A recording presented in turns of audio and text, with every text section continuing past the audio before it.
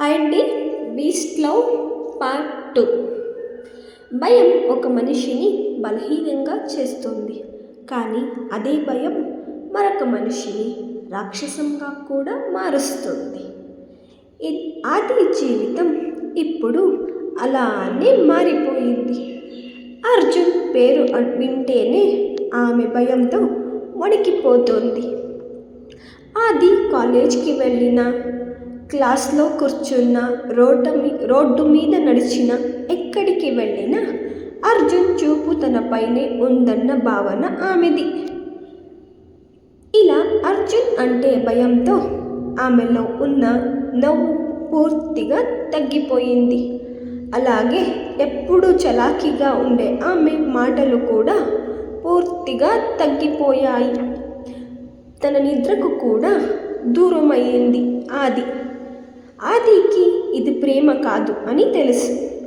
ఆదికి అర్జున్లో అధికారం మాత్రమే కనిపిస్తుంది, కానీ ఆమెకు అర్జున్ నుంచి తప్పించుకోవడానికి మాత్రం ఏ మార్గం తెలియడం లేదు. ఆది ఇలా రోజు భయపడుతూనే తన రోజుల్ని గడుపుతుంది. అర్జున్ పైన ఉన్న భయం కాస్త రోజుకి ఆదిలో కోపంగా మారుతుంది. అర్జున్ ఆదిని వదలాలనుకోవడం లేదు. ఆది మొదటి అమ్మాయి, అర్జున్ని తిరస్కరించిన మొదటి అమ్మాయి. అర్జున్ని చూసి భయపడకూడదు అని అర్జున్ ఆది తనని మాత్రమే మాట్లాడాలి, తనని మాత్రమే చూడాలి, ఆది తనకి మాత్రమే స్వంతం అనే భావన అర్జున్. ఇంకా తనలో తానే నిశ్చయించుకుంటాడు. అది ఏంటంటే, ఈ రోజు నుంచి అర్జున్ తన పద్ధతిని పూర్తిగా మార్చేయాలనుకుంటాడు. ఆదికి ఎప్పుడు దూరంగా ఉండేవాడు.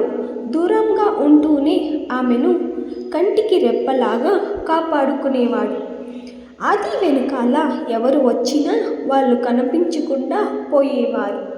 కాలేజ్ బయట అల్లరి చేసే వాళ్ళంతా ఆదిని చూడగానే పక్కకి తప్పుకునేవారు. ఆదికి అర్థం కావడం మొదలు పెడుతుంది. ఏంటంటే, తన భయానికి కారణమైన వాడే తనని వెంట ఉండి తన నీడలాగా రక్షిస్తున్నాడని. ఈ అర్జున్ వింత ప్రవర్తన ఆదికి కొంచెం అయోమయానికి గురి చేస్తుంది. ఆది ఒకరోజు సాయంత్రం ఒంటరిగా బస్టాప్లో నిలబడి ఉంటుంది. చీకటి పడుతుండగా అక్కడికి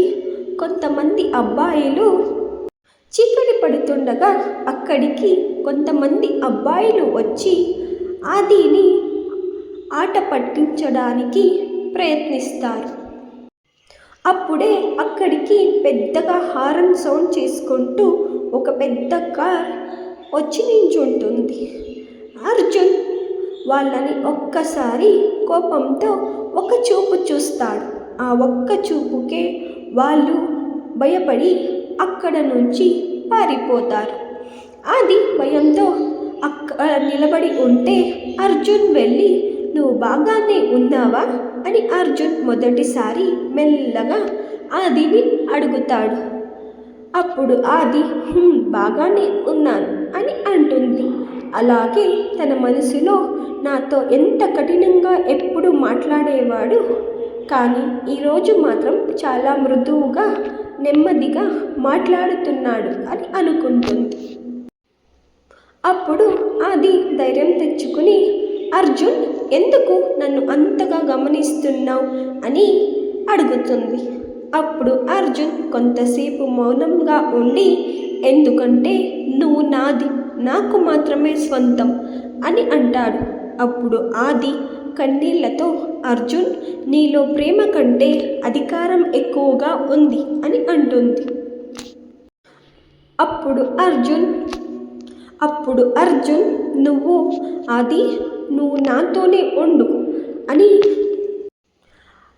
అని అంటాడు. అప్పుడు ఆది, "అర్జున్, నీకు ప్రేమ అంటే ఏమిటో పూర్తిగా తెలియదు. నీకు తెలిసింది ఒకటే, అది అధికారం మాత్రమే" అని అంటుంది. తర్వాత రోజు నుంచి అర్జున్ ఆదికి దగ్గరవడానికి ప్రయత్నిస్తాడు.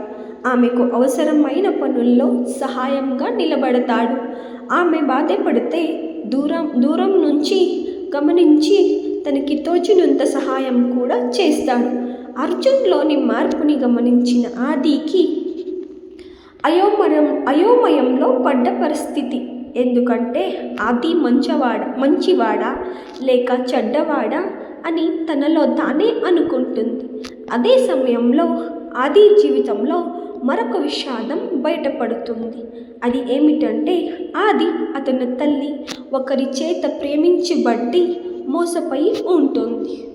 అందుకే ఆమె అర్జున్కి ప్రేమ అంటేనే భయం.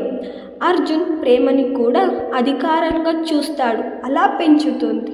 ఒక్కరోజు ఒంటరిగా కూర్చున్న అర్జున్ ఆది ఫోటో చూస్తూ నిన్ను బాధ పెట్టలేను, అలాగని నిన్ను వదిలేయలేను అని తన మనసులో తానే అనుకుంటూ ఉంటాడు. అదే సమయంలో ఆది కూడా నిద్రపోకుండా కూర్చుని ఉంటుంది. అర్జున్ మాటలు ఆది కళ్ళల్లో బాధని ఇంకా ఆమెను కొందరు పూర్తిగా గందరగోళంలోకి పడేస్తాయి. అర్జున్ అంటే భయం కాస్త తగ్గుతుంది ఆదికి. కానీ ఆదికి ఇంకా అర్జున్ అంటే నమ్మకం మాత్రం ఏమాత్రం రాలేదు. ఇది ప్రేమకి ఆరంభమా లేక మరో ప్రమాదానికి ఆరంభమా? మీరు తెలుసుకోవాలంటే నెక్స్ట్ ఎపిసోడ్ని ఫాలో అవ్వండి. Thank you.